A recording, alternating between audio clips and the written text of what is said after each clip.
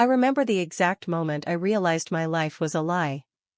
It was a Tuesday evening in late March, March 18th, to be precise, when I found the photograph tucked inside Dad's old wallet. My hands trembled so badly I nearly dropped it. The image was tiny, black and white, and unlike any family snapshot I'd ever seen. My mother, smiling, arm draped around another man's shoulders, tall, slender, handsome in a quiet way, someone I didn't recognize, and behind them, obscured by shadows, stood my father, arms crossed, his expression unreadable. I'd come home early that day, determined to surprise him. Dad had been distant lately, spending more and more evenings at the office, or so he claimed, leaving me and Mom alone in our little house on Elm Street. Mom hardly noticed my absence. She was usually tucked away in her studio, painting canvases I never saw, hobby, she'd called it.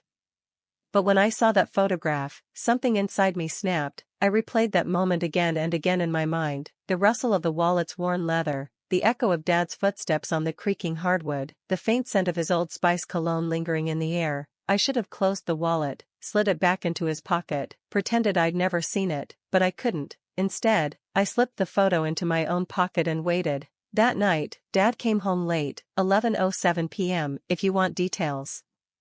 I can't unsee. I was sitting in the living room, the old lamp casting a circle of light on the coffee table. He paused at the threshold, startled to see me awake. His tie was loosened, his shirt sleeves rolled up. He looked tired, but not guilty. "Hey," I said, voice barely above a whisper. "You're home early." He forced a smile. "Thought I'd surprise you." He sat beside me, but didn't ask why I was up so late. He seemed uncomfortable, shifting his weight, glancing at my hands piled in my lap. I reached into my pocket, pulling out the photo slowly, as if it were a live grenade. His eyes widened the instant he saw it. "Where did you get that?" he asked, voice tight. I didn't answer. My throat felt dry. The silence stretched between us until he sighed, leaned back, and stared at the ceiling. "It's from before you were born," he admitted finally. "Your mother and I, we had our troubles." "Troubles?" I echoed. "Is that what you call it?" My heart pounded so loud I thought he might hear it. "She's with someone else in that photo." "Dad, who is he?" He closed his eyes. When he spoke again, his voice was small. "His name is Ethan Carlisle." "He was my best friend." I almost laughed. "Your best friend? Then why the hell is he holding Mom like that?"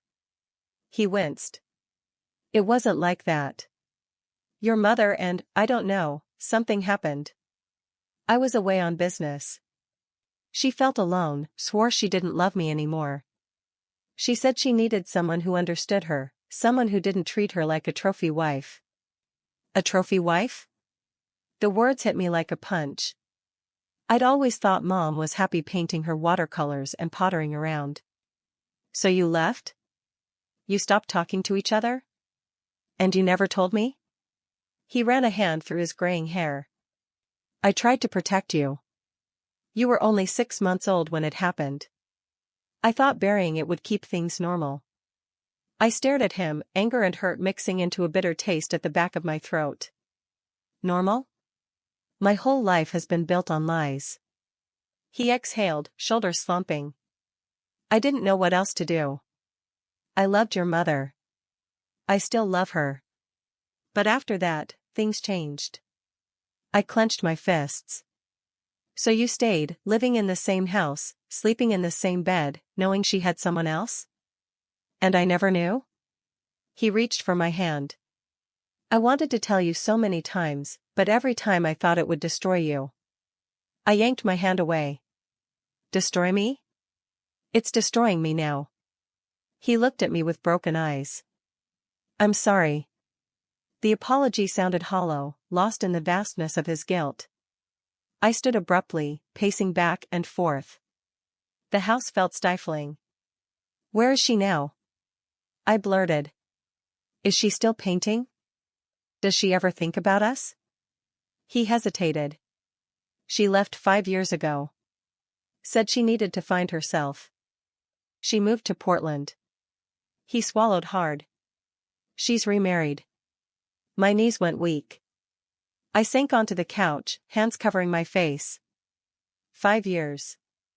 I'd been 21 when she left, old enough to notice her absence. But I'd brushed it off as another one of her art retreats. Dad had always said she needed her space. She remarried? I whispered. He nodded. To Ethan. Time fractured. Everything I thought I knew shattered in one breath. My mother, my pillar, had abandoned me. And for what? To be with my dad's best friend? The words felt like acid on my tongue. I didn't cry. I couldn't. Instead, I felt an emptiness sweep through me, hollow and cold. I stood up again, moving toward the window, staring out at the dim street lights. The house was too quiet, every tick of the clock too loud. Why didn't you tell me? I said at last, turning to him. He looked old, every line on his face a testament to the years he'd carried this secret. I thought I was protecting you. I thought, if you knew how broken our marriage was, you'd hate us both. Hate you? I repeated. You lied to me. All my life. His voice cracked. I know. And I'm sorry. I shook my head, tears finally spilling down my cheeks. Sorry doesn't fix this. He reached out again, and this time I let him. Please, he said, voice barely audible. Please don't hate me. I withdrew again, retreating into the darkest corner of my mind where memories lurked. The birthday parties, the family dinners, the vacations, all tainted now, all built on a foundation of deceit. I need time, I said. I don't know who you are anymore. He nodded, understanding in his eyes. Take all the time you need. I closed my eyes and braced myself for what came next. Because this was only the beginning. I had questions, so many questions. And secrets like this never stayed buried. Not for long.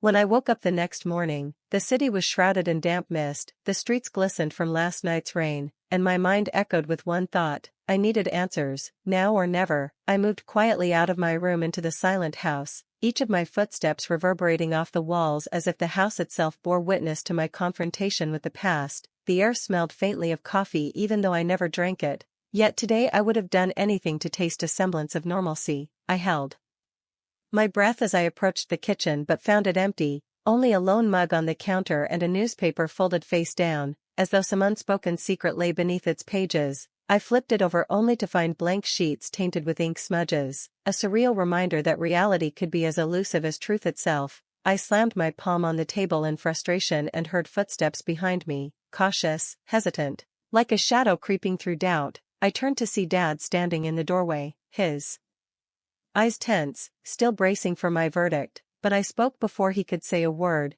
asking where Mom was now, demanding to know if she had ever tried to reach out since she left. Dad hesitated, lips parted as though he'd rehearsed an answer but lost the words. Finally, he whispered that she had sent a letter last month, postmarked Portland. I felt a flicker of hope, mixed with betrayal, that after all this time she'd thought of me. I asked to see it. Dad stepped aside, revealing an envelope.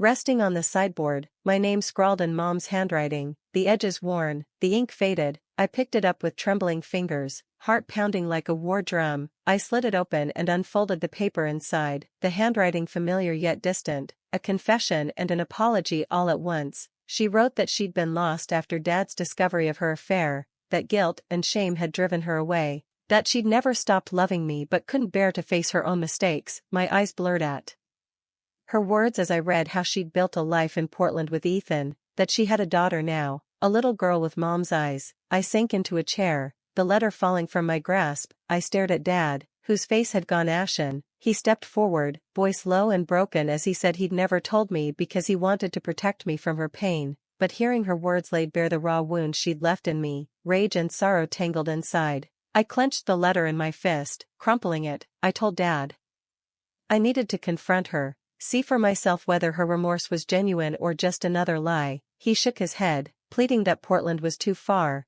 that I should wait, but every second of delay felt like betrayal. I grabbed my coat, my bag, and stormed out, the front door slamming behind me like the final chord of a symphony of deceit. Outside, the mist had lifted, revealing an overcast sky. I hailed a cab without a glance back, the city lights blurred through the window, tears mixed with rain on my cheeks. I whispered to myself that I deserved the truth, no matter how devastating. The cab sped through the morning traffic, my heart drumming, each block bringing me closer to questions I both craved and feared. As we neared the airport, I felt the weight of my decision settling in. I was leaving behind the only home I'd ever known, chasing ghosts of love and lies across state lines, and with every mile, I wondered if I was running toward closure or simply deeper into heartbreak. The airport terminal loomed ahead like a gateway to answers and new betrayals. I paid the fare, rushed inside, and checked the earliest flight to Portland. The boarding pass felt cold in my hand, printed with my name and destination. I found my seat on the plane and stared out the window as the engines roared to life. Takeoff approached, my throat tight. I clutched the armrests, bracing for the turbulence ahead, both in the air and in my heart. The plane lifted, and I closed my eyes, willing myself to be ready for whatever lay on the ground below, because once I landed in Portland, there would be no turning back, only revelations awaiting in the city Mom called home, and a confrontation that could either heal or shatter me completely. I arrived in Portland late afternoon, the sky a quilt of slate and ash where sunbeams struggled through low clouds, and as I stepped off the shuttle bus, the damp air wrapped around me like an accusation. Every breath tasted of salt and pine, unfamiliar but intoxicating. I glanced down at the address Mom had included in her letter, an old craftsman house on North Albina Avenue, and hailed a rideshare. Worried my jittery hands would give away how unprepared I was for this reunion. The driver, a taciturn man with piercing blue eyes, dropped me at the curb with a curt nod, and there it stood, weathered wood siding peeling at the corners, lace curtains in the windows, a potted fern by the front door, and everything in that moment felt both intimate and alien. I hesitated before stepping up onto the porch, my heart pounding so fiercely I thought it might burst, but I rang the bell, and footsteps sounded inside, slow and deliberate as though she sensed my approach even before I knocked. The door opened, and there she was, my mother, her hair longer, streaked with silver where I hadn't expected. Her eyes, those familiar green-gray eyes, widened, disbelief and guilt flashing across her face in a heartbeat. I saw the extraordinary contrast between the confident woman in the photo and this haunted figure before me. Her shoulders curved inward, as if she were carrying the weight of 1,000 regrets. She tried to speak but only a small breath escaped her lips, so I stepped forward and said, voice cracking, "You lied to me." She flinched as though struck, tears pooling behind her lashes. "I'm here because I needed to know why you abandoned me." She closed the door gently behind us, the screen doors creak echoing down the street, and led me into a cozy living room scented with lavender and old paper, the walls lined with framed sketches, portraits of her daughter. I realized belatedly, a cold knot formed in my stomach, half of them familiar, half unrecognizable. "Mom," I began, hands clenched at my sides, "you said you left because you were lost. But you had a life. A new husband, a daughter. Why didn't you ever try to reach me?" She hesitated, gaze drifting to a faded photograph on the mantel, herself in a sundress, Ethan's arm around her waist, a little girl in front holding a teddy bear, sweet innocence captured in silver halide. My chest tightened as I realized the girl was my sister, a sister I'd never met. I felt my throat constrict, vision blurring. "Who is she?" I pointed to the girl, voice trembling. Mom swallowed hard, stepping toward me. "Her name is Lily," she said softly. "Your sister." I stared at her, numb, heart hammering. "I have a sister," she nodded, tears slipping down her cheeks. "I wanted to tell you so many times," she whispered, "but I was ashamed. I thought you'd hate me for leaving you behind." "Hate you?" I echoed bitterly, pacing the room, legs unsteady. "You didn't think I'd want to meet her? To know my own flesh and blood?" She closed her eyes, shaking her head. "I was torn between wanting to protect you and fearing you'd never forgive me." I stopped, facing her, raw pain and anger mingling. "Protect me? You traded me for her." The words landed like stones between us. She flinched, eyes wide with hurt. "No," she protested, voice breaking, "I never meant to hurt you. I loved you more than anything." I scoffed, crossing my arms. "Then why?" She inhaled, trembling, and began to speak, voice hesitant but growing steadier. "After your dad found out about Ethan and me, our marriage crumbled at its core. I felt trapped in a life that was suffocating me. I spiraled, into guilt, into grief, until I couldn't stand to be in the same place anymore, so I ran. I ran to Portland because it was the only place I could pretend to be someone new." She paused, swallowing, as if dragging words up from the depths of her shame. "And then I met Lily's father, my husband now. And he saved me when I thought I wasn't worth saving. He gave me purpose again. But not a day went by that I didn't think of you. I felt tears prick my eyes at the raw honesty in her voice, a confession laid bare, but my betrayal cut deeper. So you traded one family for another? Left me alone with Dad, who was too ashamed to ever explain. She flinched, a needle of regret pierced her heart. He should have told you, she agreed, it wasn't just my decision. Your father, he begged me to leave it be, to bury the past, and I was weak. I sank onto the couch, head in my hands, memories flooded in, birthday cakes without her, Christmas mornings without her voice calling my name, teenage years wondering why she was never there. Through it all, he'd been my anchor, but even that anchor had been rotting, because it was built on deceit. I looked at her, voice low, and Lily? Does she know she has an older sister? Does she talk about me? Mom's lips trembled. She asks sometimes. She wonders why I keep your letters in a box under my bed. She glanced toward the bedroom door, and I realized the box sat just beyond that room. Letters? I whispered. She nodded, wrenching my heart again. I wrote to you every week for 5 years. I couldn't stop. Letters poured out of me, apologies, memories, hopes, but Dad intercepted them. He told me he burned them, that he didn't want me reopening old wounds. I closed my eyes, the revelation hitting like thunder. Every time I raged at Dad for never forwarding her letters, the fury was misplaced, and all those letters, my mother's lifelines, gone. I swallowed hard, voice thick. Show me, I demanded. She stood uncertain, then led me down the narrow hallway to her bedroom, where a dusty wooden chest sat against the wall, its lid cracked and faded. Mom knelt before it, breathing in, exhaling, and opened the chest to reveal a neat stack of yellowed envelopes, each addressed in her familiar scrawl. She kept them, I said in awe, picking up an envelope dated 6 years ago, touching it reverently. You didn't destroy them. She shook her head, tears glistening. I couldn't. I had to keep them, even if I couldn't send them.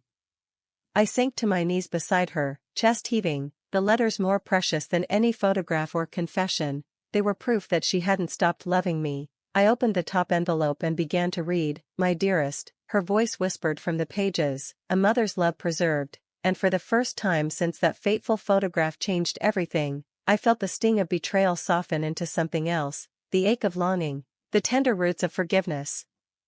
There, in the dim light of her bedroom, mother and daughter separated by years of secrets and distance, we shared a moment as fragile as lace, bound together by ink and hope. But outside, the wind rattled the window panes, reminding me that our journey was just beginning, and the next twist lay waiting beyond those walls.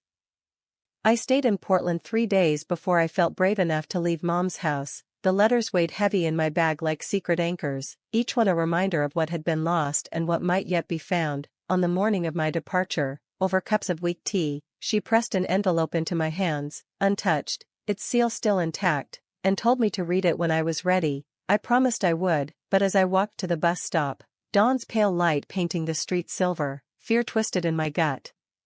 What if her explanations fell short? What if I found more lies waiting underneath her sorrow?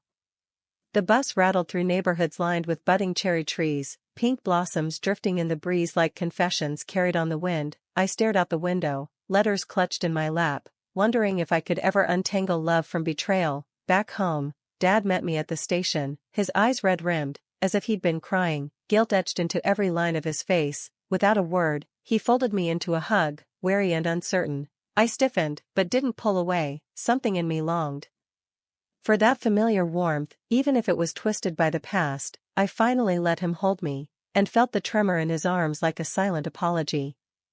That night, I opened the envelope Mom had given me. The paper crackled as I unfolded it, her handwriting looping elegantly across the page. I read her words slowly, each sentence a tremor in my chest. My dearest, I know you will hate me when you read this, but I cannot bear another moment of silence. The day I left, part of me died. Every sunrise without you was a wound that never healed. Ethan has given me a family, and Lily has filled my days with laughter I thought I lost forever, but I have carried you with me in every breath. I see your face when I close my eyes. I see your smile, your anger, your pain. I don't expect forgiveness, maybe I don't deserve it, but I beg you to understand that leaving you was the hardest choice I ever made. I loved you then, I love you now, and I will love you until my last breath. Your mother. My vision blurred as tears spilled. This confession opened the old wound and poured salt into it, but beneath the sting was something else, a tremor of gratitude, that despite everything, she'd never stopped loving me. I sat on my bed, head spinning, clutching the letter, time slipping away as I wrestled with the harsh truth that love sometimes hurts the ones it's meant to heal. I realized I needed to confront Dad, to tell him what I'd learned, because his interference had shaped our lives as much as her departure.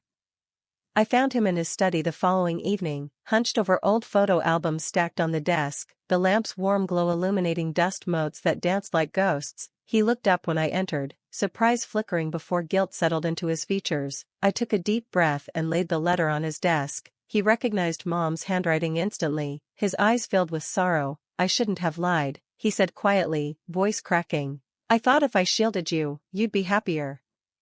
But I was wrong. I crossed my arms, tears threatening again. You burned her letters, I accused. You told me there were none. Why did you do that?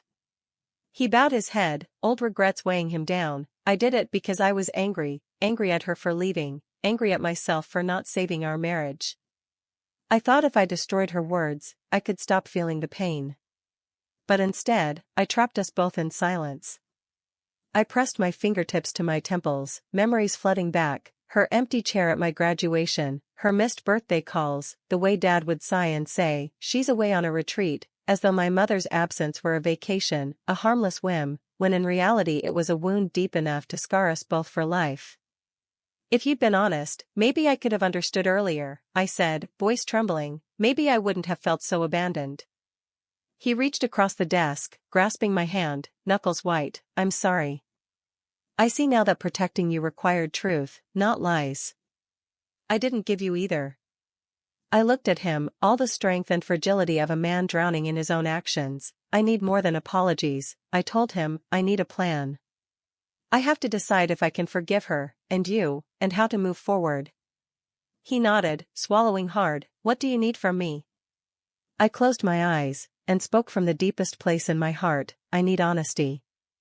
No more secrets. I need to rebuild trust, but I don't know how. He swallowed, then stood, moving to a filing cabinet and pulling out a thin folder. I kept these, he said, placing it on the desk with a soft thud.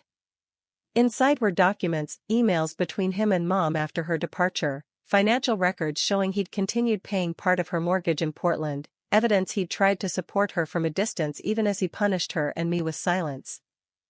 I sifted through the papers, tears welling as I saw the complexity of his love, anger and spite entwined with longing and worry. He'd acted out of pain, yes, but also out of love, flawed and desperate. I looked up, meeting his eyes. This changes everything. My voice wavered. You did care, even if you hurt us all. He nodded, voice thick with relief and sorrow. I did. I didn't know how to show it. I closed the folder and rose, the weight of it leaving a hollow ache in my chest. Then show it now. Help me forgive her.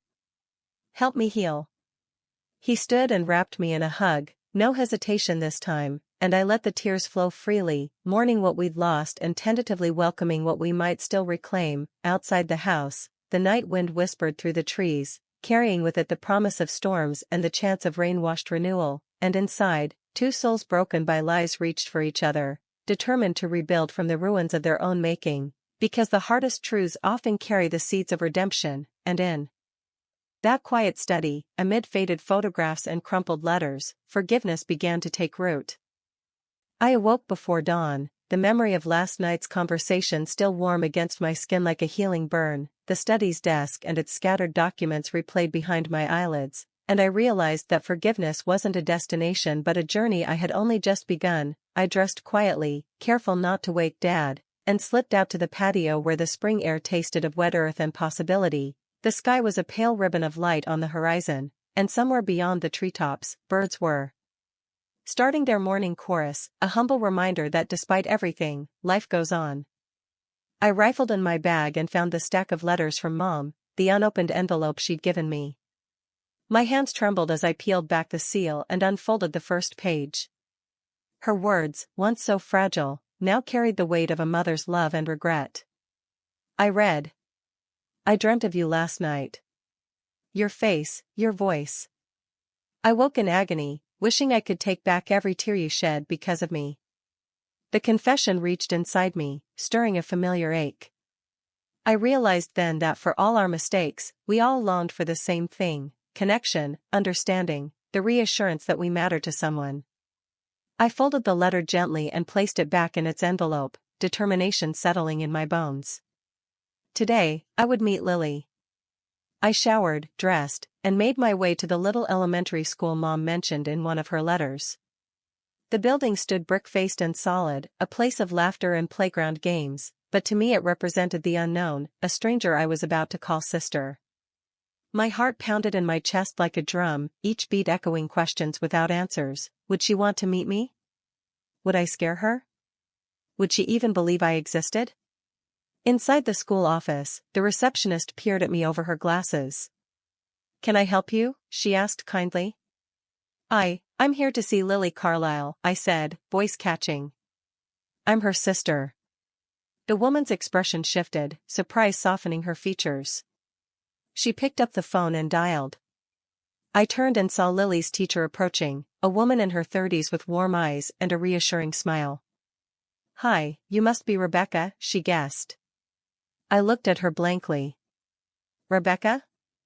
That wasn't my name, I hadn't given one. But then I realized Mom had signed the letters "Love, Rebecca." I nodded. "Yes." "Great," the teacher said, extending her hand. "Follow me." She led me down a corridor lined with children's artwork, bright sunflowers, rainbow bridges, stick figures with outstretched arms. At the end, a classroom door stood open, and there, perched on a child-sized chair, was Lily.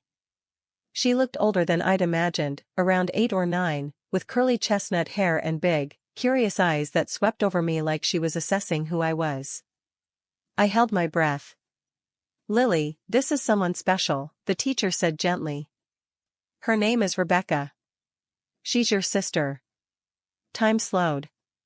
Lily's gaze lingered on me, confusion and curiosity mingling in her eyes. Her small hand tightened on a stuffed rabbit clutched to her chest. "Sister," she repeated, voice barely above a whisper. I swallowed and knelt down to her level, heart hammering. "Hi, Lily. I'm your big sister." My voice cracked, but I forced a smile. "I've wanted to meet you for so long." Her eyes searched mine, green like my mother's, a mirror of my own gaze. A shy smile flickered on her lips. "Mommy told me I have an older sister," she said softly. Tears blurred my vision. "She did?" I asked, voice thick. The teacher nodded. "Your mom shows Lily pictures sometimes. She left us, giving us privacy." Lily set her rabbit aside and stood. She stepped forward, tentative. "You look like me," she said, running a hand along the side of her head. I laughed through a sob. "I'll take that as a compliment." I reached out, and she let me touch her curly hair. It was soft, just like I'd remembered feeling in the old photo. She studied me. "Do you have a rabbit?" she asked. "I don't, but maybe we can get you another one," I offered. Her face lit up. "Really?" "I promise." I opened my bag and pulled out a small notebook, one I'd bought on the plane. "I brought this. We could draw rabbits together." She smiled fully then, the walls between us crumbling. I extended the notebook to her. She took it, and we sat on the classroom floor, sketching rabbits in colored pencil. With every stroke, I felt the distance between us shrink. After class, we walked to her mother's house together. Mom had told me she lived only 2 blocks away. Lily held my hand tightly, shy but curious. At the front door, she paused. "Are you staying for dinner?" she asked. I hesitated. Dad was waiting back home, and Mom was in Portland. Dinner tonight would be a cocktail of 2 families. But Lily looked at me, the hope in her eyes undeniable. "I'd love to," I said. Inside, the house was cozy, jazz music played softly in the living room, and the scent of chicken soup wafted from the kitchen. Mom stood at the stove, her back to us. When she turned, surprise and relief swirled across her face. "Oh, my girls," she gasped, eyes shining. She embraced Lily first, then me, bridging years of distance in a single heartbeat. Dinner was a tapestry of small talk and laughter, of stories traded and memories made. Lily asked endless questions, about school, my favorite books, my drawings. I answered as honestly as I could, careful to be the big sister she deserved. Mom watched us with an expression I'd never seen before, pride mingled with melancholy, hope shining through her regret. Later, as we cleared the table, Lily tugged my sleeve. "Can you stay here tonight?" she asked. My chest tightened. I missed Dad already, but I saw how her eyes lit up at the idea of having both sisters under one roof. I glanced at Mom, whose nod was gentle and encouraging. "I'd like that," I said. Mom helped me up the stairs to the guest bedroom. It was decorated in soft pastels, pink curtains, floral bedding, a shelf full of fairy tale books. She tucked me in, smoothing the covers. "Thank you," she whispered, "for giving her this night." I reached for her hand. "She needed it," I said softly. Mom's eyes filled. "And so do I." That night, I lay in bed, listening to Lily's soft breathing through the paper-thin walls, feeling both joy and sorrow intertwined in my chest. I thought of Dad, alone in that big house, wondering if he knew I'd found a sister, if he'd feel betrayed all over again. But for the first time in years, I felt whole, 2 families, 2 mothers, 1 father, and me, caught between them, finally learning to forgive, to accept the messy tapestry of love and lies that made me who I was, and knowing that tomorrow would bring new challenges, but tonight I'd found a place where I belonged. The next morning, sunlight filtered through the pastel curtains, casting soft patterns on the floral quilt, and as I stretched beneath the warmth, I realized this would be my last sunrise in Portland for a while. I slipped out of bed and tiptoed down the hallway, pausing outside Lily's door, where I could hear her quiet humming as she got ready for school. I smiled. Before this week, I hadn't known the sound of her voice humming a simple tune, and in that moment I understood how much I had missed. And how much I still stood to lose. I knocked gently, and when she opened the door, her eyes brightened. "Good morning, sis," she whispered, wrapping me in a hug that felt like home. I kissed her forehead and told her to hurry or she'd be late. She giggled and skipped away, leaving me standing in the doorway with a swirling mix of pride, love, and bittersweet sorrow, because today I would leave Mom and Lily to return to the life I'd paused back home. I found Mom in the kitchen, making pancakes, the smell of vanilla and sizzling butter filling the air. She looked up when I entered, worry and hope dancing in her eyes. "You don't have to go," she said softly, flipping a pancake with practiced ease. "You can stay." I stepped forward, uncertain, but she reached out and placed a hand on mine. "I know you have your life, your studies, your dad waiting," she continued, "but you're welcome here, always." I swallowed, touched by her words, but aware that obligations called me back. I smiled sadly. "Thank you, Mom," I said, voice thick. "I wish I could stay forever." She handed me a plate, and we sat at the little table, eating breakfast in companionable silence, each bite a reminder of the new memories we'd created and the old wounds we'd begun to heal. Halfway through, Lily bounded into the kitchen in her school uniform, white blouse, navy skirt, hair in neat braids, eyes shining at the sight of me. "Don't forget your lunch," I reminded her, grabbing the lunchbox I'd packed for her the night before. She hugged me tight. "I'll miss you," she murmured, and I felt a lump in my throat as I knelt to return the embrace. "I'll miss you too," I whispered, my voice shaking. "Be good for Mom and Dad." She nodded solemnly, then bounded off, leaving me alone with the ticking clock and the inevitable goodbye.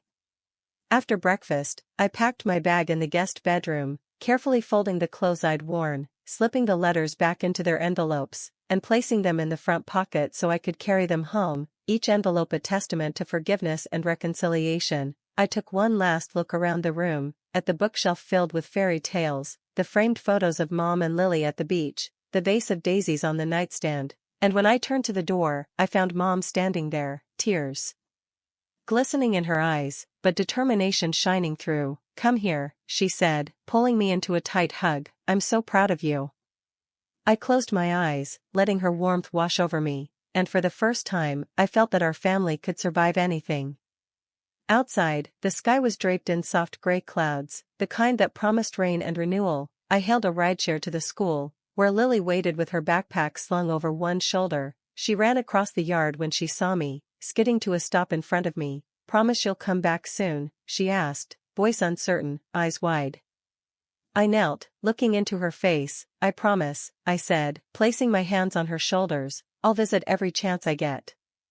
She smiled, relief brightening her features, and handed me a drawing she'd made, a picture of the three of us, Mom in the middle, Lily and me on either side, all holding hands under a blazing sun. "Keep this," she said. I folded the drawing gently and tucked it into my pocket, pressing it against my heart. The school bell rang, and children streamed past us, laughter and shouts filling the air. Lily waved one last time before joining the line, and I watched her disappear into the building, a bittersweet pang in my chest. I wiped my eyes and turned to Mom, who stood by my side, hand in hand, and together we walked toward the car, speaking in low voices about schedules and visits, about how we'd build new traditions and revisit old ones, about how forgiveness was an ongoing act, not a one-time event.